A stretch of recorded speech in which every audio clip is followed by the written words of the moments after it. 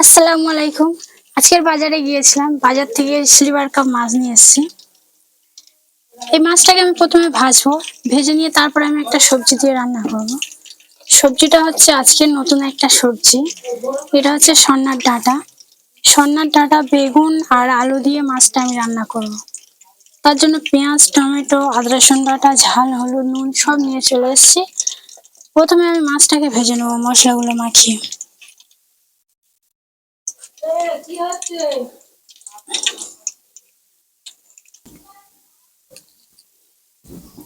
তেলটা গরম হয়ে এসছে।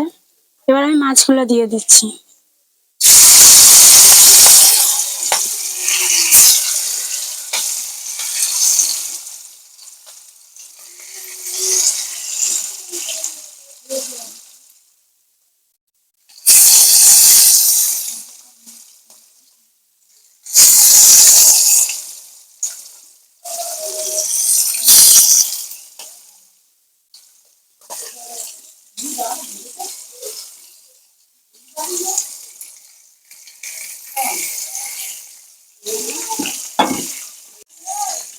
প্রথমে সবজিগুলোকে আমি একটু ভেজে নেব। আগে আমি ডাঁটাটা একটু ভেজে নিচ্ছি।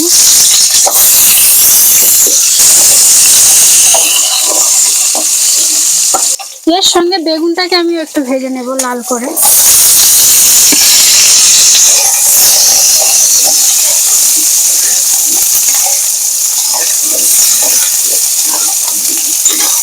আমার ভাজা হয়ে গেছে। এবার আমি এটা তুলে নিচ্ছি। একটু হালকা লাল করে ভেজে নিয়েছি।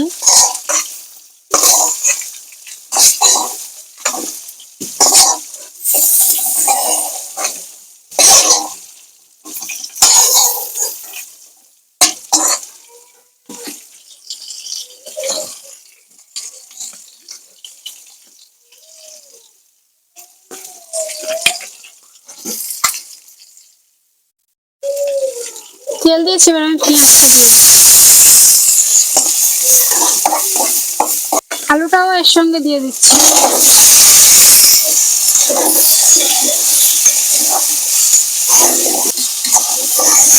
আলুটা একটু আমি ভেজে নেব। সবজিগুলো ভাজা, আলু ভেজে নিলে কি হয়, তরকারিটা খেতে একটু টেস্ট লাগে, সুন্দর লাগে। বিশেষ করে বেগুনটা ভেজে তরকারি রান্না করলে আরো সুন্দর লাগে। বেগুনটাও দিয়ে দিচ্ছি। দিয়ে একটু নেড়ে চেড়ে নিয়ে এবার আমি মশলাগুলো দিয়ে দিচ্ছি। লবণ দিয়ে দিলাম,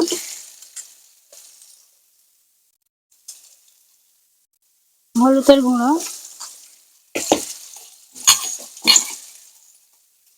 আর লঙ্কার গুঁড়ো, আদা রসুন বাটা দিয়ে দিচ্ছি।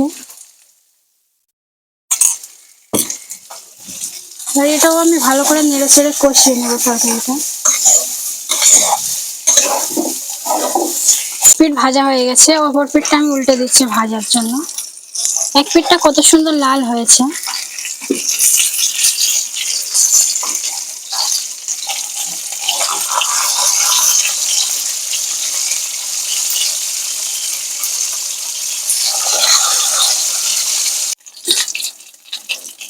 মাছ ভাজা আমার কমপ্লিট হয়ে গেছে।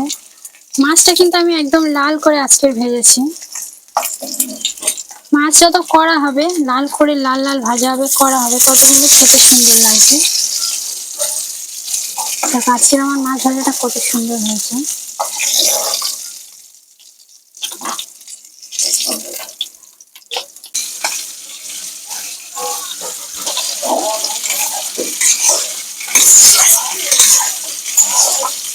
এবার আমি দিয়ে দিচ্ছি ডাঁটা কটা, তারপর দিয়ে দিচ্ছি টমেটো। এটাকে দিয়েও একটু ভালো করে কষিয়ে নেব। ডাঁটাটা পরে দিয়েছি, কেননা ডাঁটা না হলে প্রথমে দিলে কষাতে গেলে ডাঁটা ছেড়ে যেতে পারে, ওই জন্য আমি একটু লাস্টে দিলাম। এবার আমি এতে পানি দিয়ে দিচ্ছি।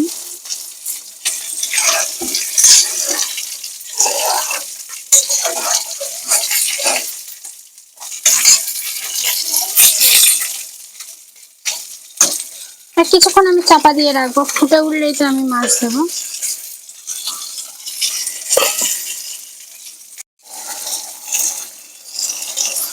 ঝোল দিয়েছিলাম, ঝোলটা ফুটে উঠেছে। এবার আমি মাছ দিয়ে দেব।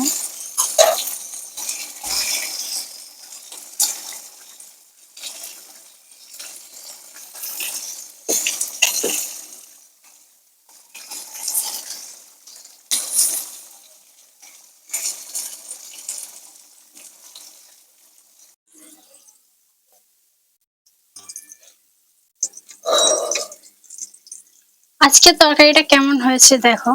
সন্ন্যার ডাঁটা, বেগুন, আলু, মাছ দিয়ে রান্না করেছি। কত সুন্দর হয়েছে, কালারও কত সুন্দর এসছে। রান্নাটা কেমন হয়েছে অবশ্যই কিন্তু কমেন্ট করে জানাবে।